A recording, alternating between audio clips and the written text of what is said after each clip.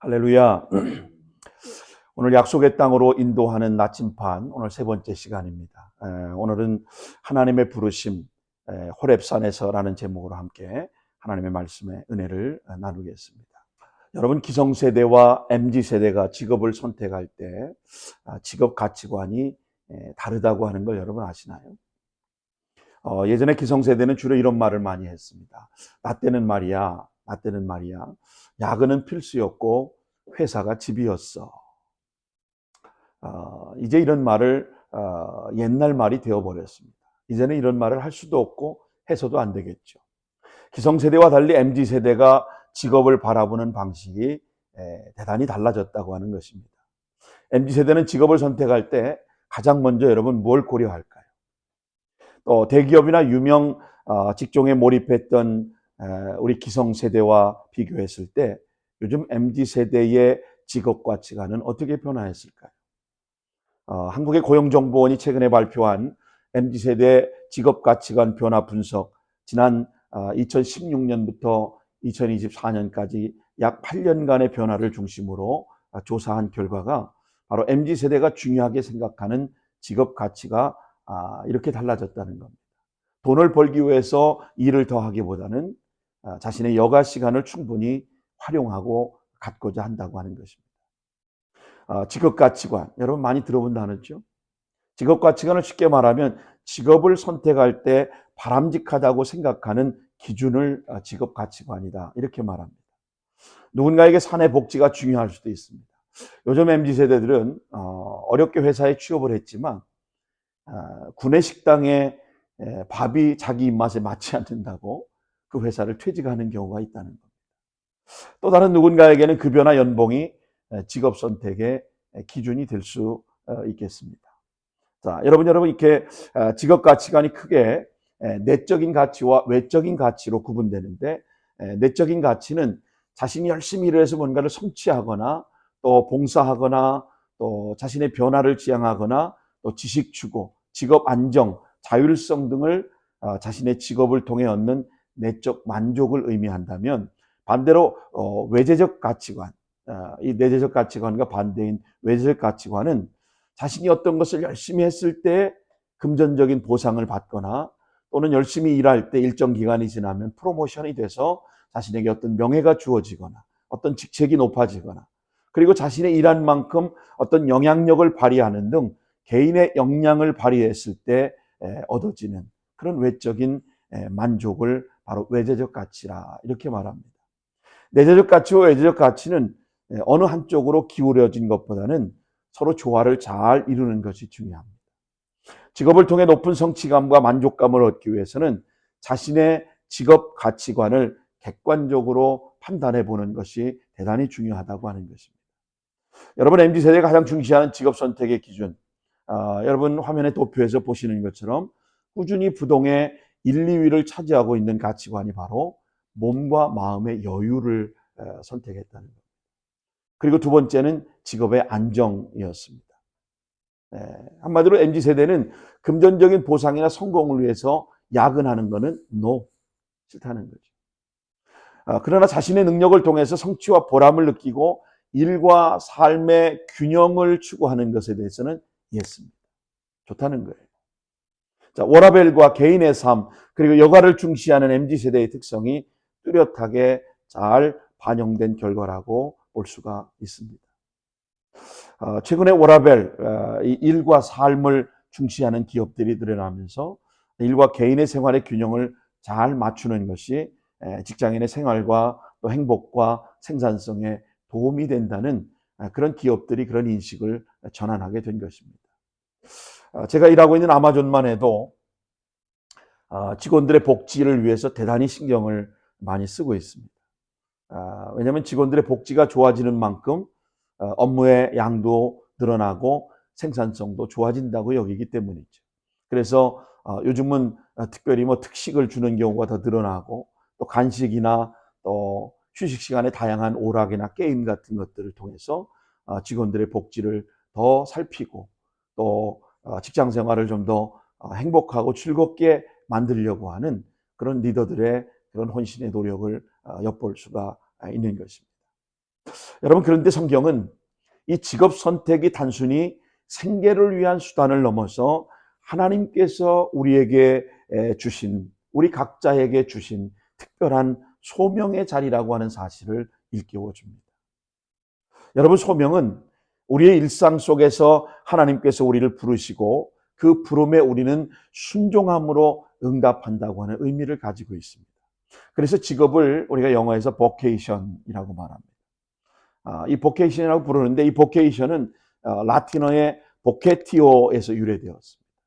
이 vocatio는 또는 부르다, 호출하다 이런 말로 유래된 것인데, 주로 종교적인 또 직업적인 맥락에서 소명을, 직업의 부름을 나타낼 때 이 vocatio, vocation이라고 부르는 것입니다. 여러분, 이 단어는 단순한 일자리를 넘어서 우리가 맡고 있는 일에 대한 신성한 부르심을 의미하는 것이 포함되어 있습니다. 그래서 우리가 직업을 통해서 하나님의 부르심에 응답할 때 그 일의 단순한 경제적 필요만을 충족하고 자신의 어떤 이익 추구만을 추구하는 것이 아니라 하나님의 소명을 이루어가는 중요한 사역이 될 수 있다고 하는 것. 하나님 나를 부르셔서 나에게 맡겨진 그 일을 감당하게 하는 것, 이것이 어떤 일이 되었든지 하나님의 소명을 이루어가는 중요한 사역이라고 하는 사실을 여러분 기억하셔야 합니다. 모세는 바로 이런 소명을 경험한 인물이었습니다. 하나님께서 미디안으로 도망쳐 장인 이드로의 집에서 얹혀 살면서 평범한 가장으로 생활하고 있던 80세가 넘는 모세를 하나님이 호렙산으로 부르셨어. 이스라엘 민족을 애굽에서 이끌어내는, 출애굽시키는 출애굽의 위대한 사역을 모세에게 맡기신 겁니다. 그는 처음에는 애굽의 궁중에서 바로의 왕자로 40년 동안을 너무나도 풍족한 삶을 살아왔습니다. 그러다가 애굽 사람이 자기의 동족 이스라엘 백성을 학대하는 모습을 보고 애굽 사람을 쳐 죽입니다. 그리고 이것이 바로에게 발각이 될까 두려웠던 나머지 모세는 미디안 광야로 도망가 버립니다. 미디안 광야는 지금의 요르단의 남쪽의 아라비아 북서쪽에 홍해 연안인데 이곳으로 도망을 합니다. 이곳에 제사장이었던 장인 이드로를 만나서 이드로의 딸 십보라와 함께 결혼을 하고 평범한 가장으로서 결혼 생활을 하고 있는 동안 모세는 자신이 할 수 있는 일이 무엇인지, 하나님께서 그를 위해 준비하신 일이 무엇인지 전혀 알지 못했습니다. 그러다 모세의 나이 80이 되던 때에 호렙산에서 하나님께서 그를 부르십니다. 모세는 비로소 호렙산에서 하나님의 부름을 받았을 때 자신이 진정한 소명이 무엇인지를 그곳에서 발견하게 된 것입니다. 여러분, 오늘 본문의 말씀을 통해서 여러분 각자가 하나님께서 부르신 소명이 무엇인지, 어떻게 그 소명을 깨닫고 따라갈 수 있을지 여러분 함께 생각해 볼 수 있기를 바랍니다. 우리가 살아가는 이 땅에서 하나님께 주신 소명의 부름을 알게 될 때 우리의 삶은 더 가치 있고 더 의미 있는 삶을 우리가 살아갈 수가 있는 거예요. 하나님 나를 부르신 것이 왜 부르셨을까? 하나님 나를 왜 부르셨을까? 이 사실을 확인하고 알았을 때 우리의 인생의 의미와 우리의 삶의 가치는 훨씬 더 좋아질 수 있다고 하는 겁니다. 오늘 본문에서 모세가 소명받는 자리에 우리도 소명을 새롭게 확인할 수 있게 되기를 예수님의 이름으로 축원합니다. 여러분, 오늘 본문에 등장하는 호렙산은 성경학자들은 일반적으로 시내산과 동일한 산으로 간주합니다. 그래서 호렙산 중에 가장 높은 산의 하나가 시내산이었거나 아니면 그 시내산맥의 하나인 높은 산이 바로 호렙산이었을 것이다. 이렇게 성서학자들은 추정합니다. 바로 이 호렙산, 현재는 제벨 무사라고 하는 이름으로 불려지는데 이 모세의 산. 그래서 이곳에 모세의 소명 기념하는 성 케드린 수도원이 그곳에 자리하고 있죠. 여러분, 이 호렙산에서 모세는 출애굽의 리더로 하나님의 소명을 받았던 것입니다. 이것이 자의적 선택에 의한 부르심이 아니라 divine sovereign calling. divine sovereign calling이라는 것은 하나님의 때 주권적인 부르심을 의미합니다. 자의적인 선택에 의해 부름받은 것이 아니고 하나님의 주권적인 부르심, Divine Sovereign Calling을 모세는 받게 된 것이죠. 그러나 여기서 소명의 문제를 우리가 진지하게 생각하는 사람들에게 제기되는 중요한 이슈가 하나 있습니다. 그것은 우리가 하나님의 소명을 받고자 할 때, 혹은 하나님의 소명이 우리 의지와 상관없이 우리에게 임할 때 우리가 어떻게 하나님의 소명을 분별할 수 있느냐. How can we discern the call of God? 하나님의 부르심, 하나님의 소명 앞에 우리가 이걸 어떻게 분별할 수 있느냐는 거죠. 여러분, 우리가 하나님을 향한 그 소명을 우리가 어떻게 분별할 수 있어요? 우리를 향한 하나님의 소명 어떻게 분별할까요? 첫째는 일상적인 생활에서 우리가 성실해야 한다는 것. 일상적인 생활에서 성실해야 한다는 것. 우리를 향한 하나님의 소명을 우리가 분별하는 것은 바로 우리가 일상의 삶에 성실하게 살아갈 때 그것을 발견할 수 있는 거예요. 여러분, 성경에서 하나님의 부르심, 이 소명을 경험했던 사람들은 공통적이고 보편적으로 일상생활에서 성실했다는 겁니다. 이것이 반드시 그들이 성공적인 삶을 살았다고 하는 말은 아닙니다. 어떤 면에서 세속적인 안목으로 볼 때 별로 성공적인 인생이 아니었을지도 모릅니다. 그러나 적어도 그들 모두는 자신에게 주어진 일에 성실했고 최선을 다했던 사람이면 틀림없습니다. 때로는 성실하게 일했지만 실패를 경험하기도 했던 것이죠. 자, 여러분, 신약성경에 나오는 예수님의 수제자였던 베드로의 경우를 한번 살펴보시죠. 누가복음 5장 1절로 11절 말씀을 보시면 베드로는 그날도 밤을 지새우며 성실하게 고기잡이에 열중했습니다. 그런데 그에 따른 결과는 내지 못하고 허탈감 속에 새벽을 맞이하게 된 겁니다. 누가복음 5장 5절 말씀을 보시면 내가 밤이 맞도록 수고하였으나, 이런 말씀이에요. 내가 밤이 맞도록 수고하였으나. 이 내가 밤이 맞도록 그물을 내리고 수고하였지만 단 한 마리도 고기를 잡지 못하고 밤을 지새워야 했던 그 베드로의 모습. 그러나 그럼에도 불구하고 베드로는 그물을 또다시 내리고 그 그물을 다시 확인하기 위해서 걷어들이고 또 내리고 걷어들이고 이 일을 반복하면서 밤을 지새운 거예요. 그리고 새벽을 맞이한 겁니다. 밤을 꼬박 지새우며 고기를 잡았지만 단 한 마리의 결과도 주어지지 않았다는 겁니다. 여러분, 그런가 하면 다윗도 마찬가지입니다.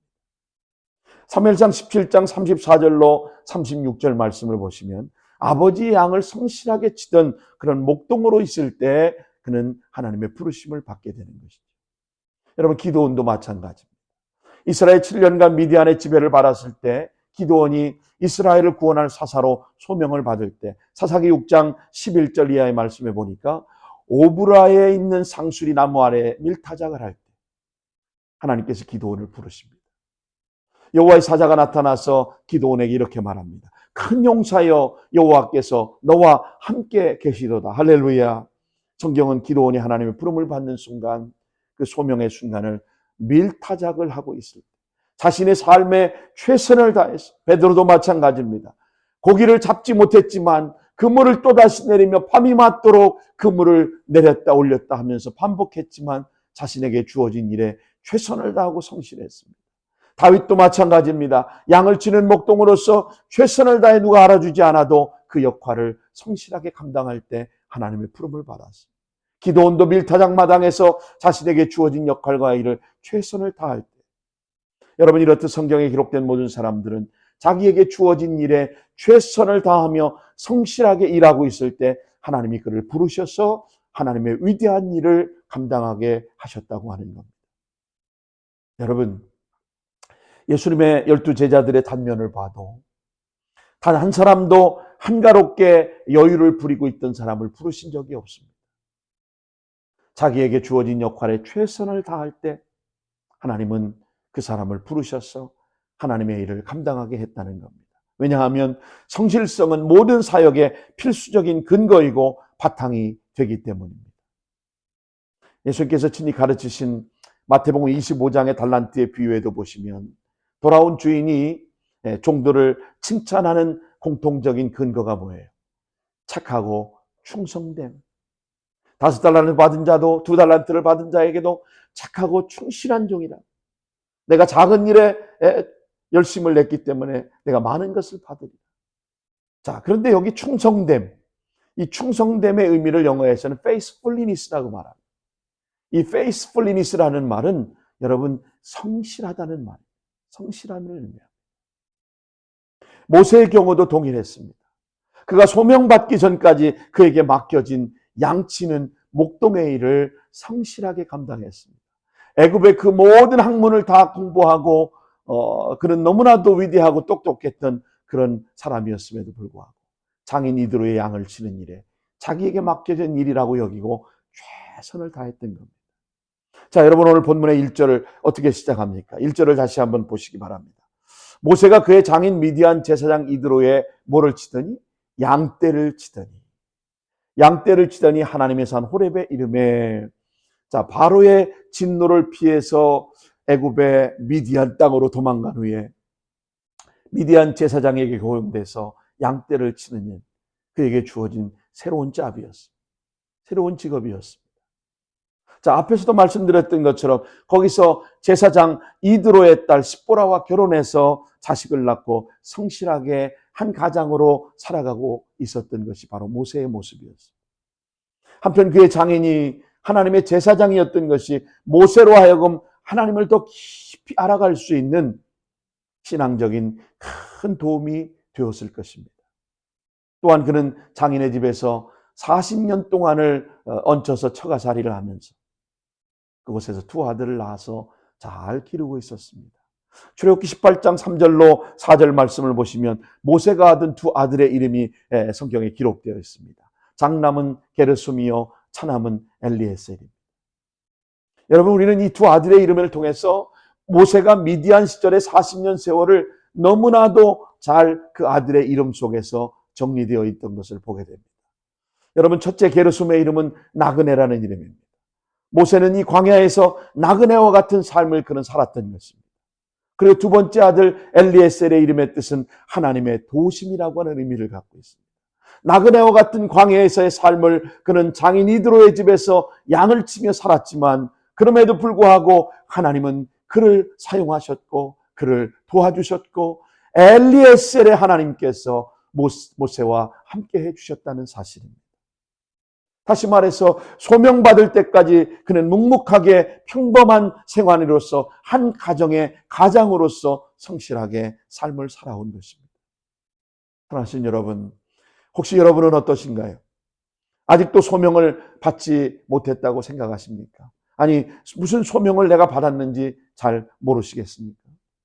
그러나 괜찮습니다. 주께서 인도하신 당신의 미디안으로 또 일터교회로 삶의 현장으로 삶의 자리로 여러분의 갈릴리로 나가셔서 성실하게 최선을 다해 하루하루를 사시면 됩니다. 어제 성실하게 사셨던 것처럼 지금도 성실하게 사시면 되죠. 앞으로도 성실하게 살아가시면 됩니다.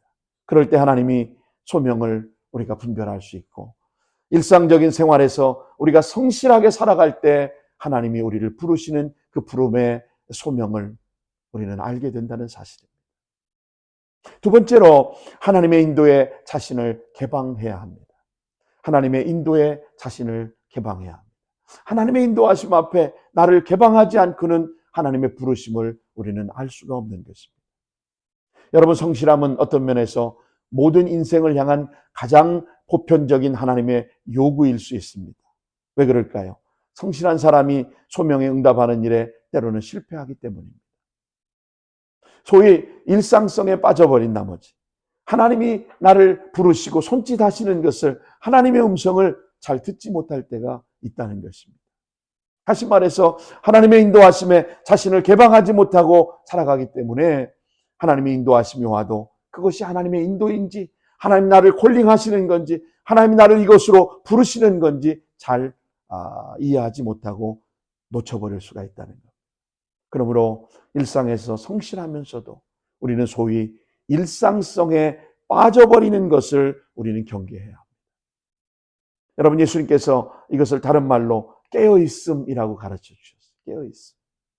마태복음 24장 42절 말씀에 보니까 예수님이 다시 세컨 커밍 하실 때 다시 오심을 준비하실 것을 가르치시면서 우리에게 주신 말씀이 이런 말씀이에요. 그러므로 깨어있으라. 어느 날 너희 주가 임할런지 알지 못함이니라. 주님이 언제 오실지 모르니 우리는 깨어있으라는 거예요. 깨어있으라. 근데 왜 많은 사람들은 깨어있지 못할까요? 깨어있지 못하는 삶의 모습이 무엇이겠습니까? 여러분, 같은 맥락으로 마태복음 24장 38절로 39절 말씀을 여러분 보십시오. 홍수전에 노아가 방주에 들어가던 날까지 사람들이 먹고 마시고 장가들고 시집가고 있으면서 홍수가 나서 그들은 다 멸하기까지 깨닫지 못한 인자의 임함도 이와 같으니라.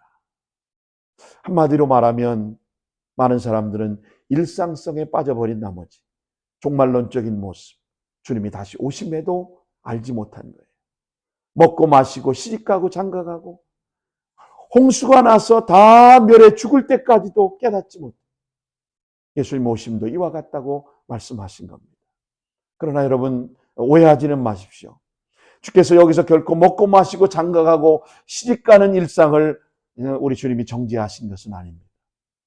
이런 일상성에 빠져버린 나머지 다시 오실 주님에 대한 깨어있는 영성을 준비하지 못한 삶을 주님은 경고하고 계신 것입니다. 그런데 오늘 본문에도 다행히 하나님의 사람 모세의 삶은 좀 우리와 달랐던 것 같아요. 모세의 삶의 자리에서 그는 깨어있는 영성을, 개방성을 만날 수 있습니다. 그는 일상에서 성실했지만 일상에 빠져버리지 아니었습니다. 적어도 하나님이 그의 인생에서 새 일을 시작하고자 신호를 보내실 때 모세는 그것을 알아볼 수 있을 만큼의 깨어있는 영성을 보존하고 있었다는 겁니다. 할렐루야. 여러분, 하나님께서 우리를 부르실 때 오늘 모세와 같이 우리도 일상성에 푹 빠져서 하나님의 부르심이 뭔지조차 우리는 이해하지 못하고 그만 넘어가지 말고 모세와 같이 깨어있는 영성을 보존할 수 있게 되기를 예수님의 이름으로 축원합니다. 모두 깨어있는 사람의 공통점이 있습니다. 그것은 평범함 속에서 비범함을 알아보는 것입니다. 혹은 일상성 속에서 경이성을 발견하는 것입니다. 사막에 떨기나무가 불에 타는 것을 보고 여러분, 어떤 면에서는 이 사막에 이 떨기나무를 보는 것은 그리 특별한 일이 아닙니다. 오늘 본문에 언급된 떨기나무는 일종의 아카시아과에 속한 가시나무로 사막에 거주하거나 여행하는 여행자들에게는 이 떨기나무는 매우 일상적으로 볼 수 있는 그런 평범한 나무였습니다. 근데 이 떨기나무에 불이 붙고 있었습니다. 이 나무가 타지 않고 있었음을 여러분 주목하셔야 합니다. 떨기나무, 그 앙상한 떨기나무에 불이 붙었다면 그만 타버렸을 텐데 그 나무에 불이 붙었지만 나무는 타지 않았습니다. 모세는 어쩌면 자기 민족이 이스라엘을 잊지 못하고 있었을지도 모릅니다. 이 떨기나무의 존재는 자기 민족의 정체성으로 비춰졌을지도 모릅니다. 고난의 가시밭길을 헤쳐나온 이스라엘. 그러나 하나님의 긍휼은 아직도 애굽 땅 고센에서 모질게 바로의 고통 속에, 악재 속에 비돔과 라암셋을 지으며 고통받고 있던 그런 민족의 모습을 그는 떠올렸을 겁니다. 더 나아가서 이 가시떨기 나무를 보는 모세는 기구한 자신의 자아상을 보고 있었을지도 모릅니다. 태어나자마자 나일강에 던짐을 받아야 하는 시대적인 불행한 출생, 남자아이는 다 강물에 빠져서 죽게 만들었던 이 시대적인 불행한 출생 앞, 그 출생과 동시에 자신의 생존을 걱정해야 했던, 결국 부모님의 믿음으로 갈대 상자를 통해서 그가 새롭게 태어나고 생명을 보존할 수 있었던 이 척박한 사막에서 생존하고 있다는 사실이 이 불타고 있는 이 광야의 가시떨기의 운명을 모세가 너무나도 닮았다고 그는 느끼지 않았겠습니까? 그러나 그는 언제라도 다가올 새로운 운명에 자신의 존재를 열고 있었음을 우리는 분명히 알 수 있습니다. 그의 영적 개방성이 마침내 하나님의 산 호렙으로 인도함을 받게 된 것입니다. 사랑하신 여러분, 여러분은 어떠십니까? 적어도 주님께서 주실 새로운 소명의 기회 앞에 여러분은 얼마나 마음을 열고 계십니까? 아니면 아직도 마음을 굳게 닫고 일상성에 빠져서 먹고 생활하고 살아가는 일에만 파묻혀서 하나님의 부르심의 콜링조차 이해하지 못하고 그렇게 무디게 인생을 살아가고 계시진 않으십니까? 여러분, 우리를 향한 하나님의 소명을 우리는 어떻게 분별할 수 있습니까? 우리에게 주어진 일상에서 최선을 다하고 성실하게 살아갈 때 오늘 우리는 그 소명을 분별할 수 있습니다. 그리고 하나님의 인도에 자신을 온전히 개방하고 오픈할 때 하나님이 우리를 부르시는 그 콜링을 우리는 분별할 수 있습니다. 마지막 세 번째는 하나님의 소명에 우리는 진지하게 응답해야 한다고 하는 것입니다. 하나님의 소명에 진지하게 응답해야 합니다. 자, 이제 하나님의 손짓이 보이기 시작합니다. 하나님의 음성이 들리기 시작합니다. 이제 어떻게 하시겠습니까? 모든 하나님의 사람들이 하나님의 소명 앞에 처음부터 다 적극적인 것은 아니었을 겁니다.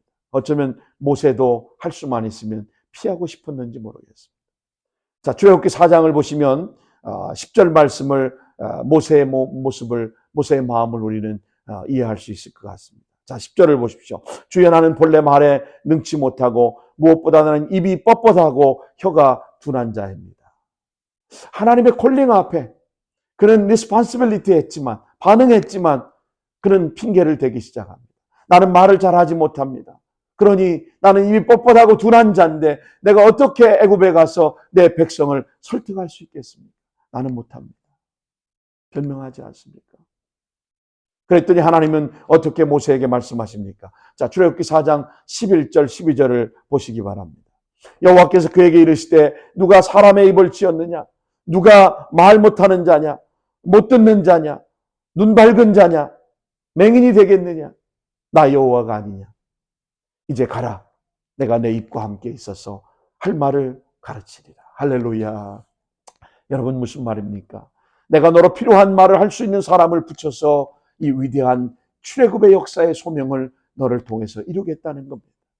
또 내 곁에서 너를 대변할 사람을 함께 보내시겠다는 겁니다. 그래서 실제로 하나님께서 그 형 아론을 출애굽 여정의 동반 리더로 동행하게 하신 것입니다. 사실 40년 전에 청년 모세는 너무나도 자신만만했습니다. 혈기왕성했습니다. 뭐든지 다 해낼 수 있을 만큼의 능력이 있었던 사람입니다. 그러나 그의 동족에게 보이콧 당하고 바로에게 쫓겨 미디안 광야로 도망가서 목자 생활하면서 40년이 지난 지금의 시간, 그는 많은 자신감을 상실했습니다.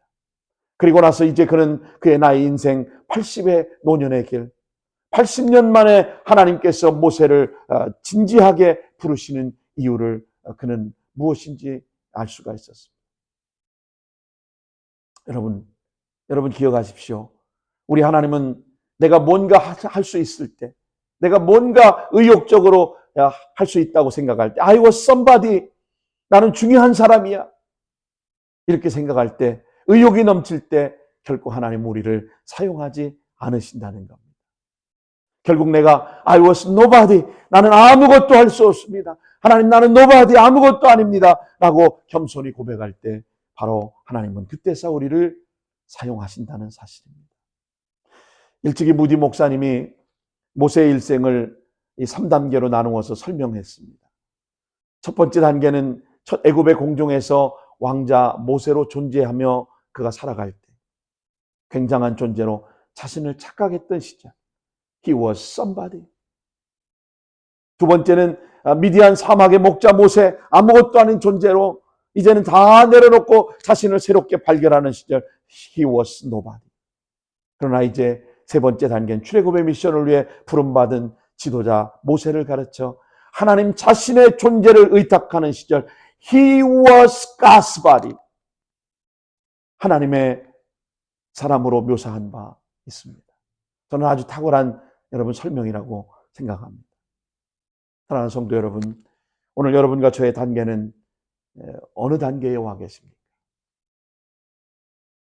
하나님께 저와 여러분을 부르실 때 중요한 것은 굉장한 어떤 응답을 기대하는 것이 아니라 하나님 우리에게 진지한 응답을 요구하신다는 사실을 여러분 아셔야 합니다. 중요한 것은 하나님의 부르심의 소명 앞에 여러분 도망치려 하지 마십시오. 이제 솔직하게 여러분 응답하셔야 합니다. 내가 과연 할 수 있을까? 내가 뭘 할 수 있을까? 여러분 고민하지 마십시오. 내가 뭐를 하느냐, 내가 뭔가를 하지 못하느냐, 이건 중요하지 않습니다. 하나님이 부르신다면 적어도 내가 도망치지 않겠다고 하나님 앞에 우리는 겸손히 응답하셔야 합니다. 할 수 있는 난 여러분 순종하겠다고 응답하셔야 합니다. 그것이 바로 내가 감당해야 될 책임감입니다. 책임을 영어로 responsibility라고 말합니다. 이 말의 어원적으로 respond, 응답이라는 말과 ability, 능력이라는 말의 합성어가 responsibility. 이 말은 진지하고 적절하게 반응하면 응답에 따라 그 일을 수행할 능력도 하나님께서 우리에게 주신다고 하는 사실입니다. 나는 할 수 없지만, 나는 미약하고 부족하지만 하나님 앞에 겸손히 부르심 앞에 순종하고 응답하겠다고 내가 결단하면 하나님은 우리에게 감당할 수 있는 힘을 주실 줄로 믿습니다. 내게 능력 주시는 자 안에서 모든 것을 할 수 있다는 그런 분명한 확신을 여러분 가지시기를 바랍니다. 예수님의 12제자도 오늘 예수님께서 나를 따라오너라, 내가 너로 하여금 사람 낚는 어부가 되게 하리라. 할렐루야. 하나님 그렇게 말씀하십니다. 여러분, 따라오라는 말은 명령어입니다. 그러나 우리의 책임은 따라가야 할 순종에 있다는 사실을 여러분 기억하셔야 합니다. 주님이 나를 따라와라, 내가 너로 하여금 사람 낚는 어부가 되게 할 거야 라고 할 때는 그 주님의 부르심의 명령 앞에 우리는 순종하겠다고 하는, 그런 따라가겠다고 하는 그런 순종이 있다고 할 때 이것이 내게 주신 책임을 감당하는 겁니다. 자, 여러분 다시 모세의 케이스로 돌아와 보십시오. 4절 말씀을 보세요. 4절을 함께 읽겠습니다. 여호와께서 그가 보려고 돌이켜 오는 것을 보신지라 하나님께서 떨기나무 가운데 그를 불러 이르시되 모세야 모세야 하심에 그가 이르되 내가 여기 있나이다. 여러분 성경을 보면 하나님이 우리를 진지하게 중요한 미션을 위해 부르실 때는 한 번 부르고 끝나지 않아요. 꼭 반복해서 2번을 부릅니다. 아브라함을 부를 때도 아브라함아 아브라함아, 사무엘을 부를 때도 사무엘아 사무엘아, 모세를 부를 때도 모세야 모세야 그렇게 부르는 거예요. 하나님이 조성이 사무엘을 부를 때도 성이야 성이야 이렇게 부르실 겁니다. 할렐루야. 여러분을 부를 때도 여러분의 이름을 꼭 2번씩 하나님이 불러주실 줄로 믿습니다. 여러분, 우리를 부르시는 하나님은 우리가 하나님의 기회로, 한 번의 기회가 아니라 하나님은 중요한 응답을 놓치지 않도록 2번씩 우리를 부르신다는 사실입니다.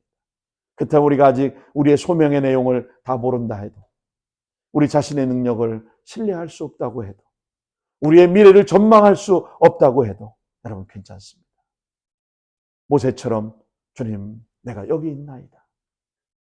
오늘 이사야처럼 주님 내가 여기 있사오니 나를 보내소서, 이 소명을 주신 하나님의 부르심에 순종하는 우리의 순종의 시작이 되는 것입니다.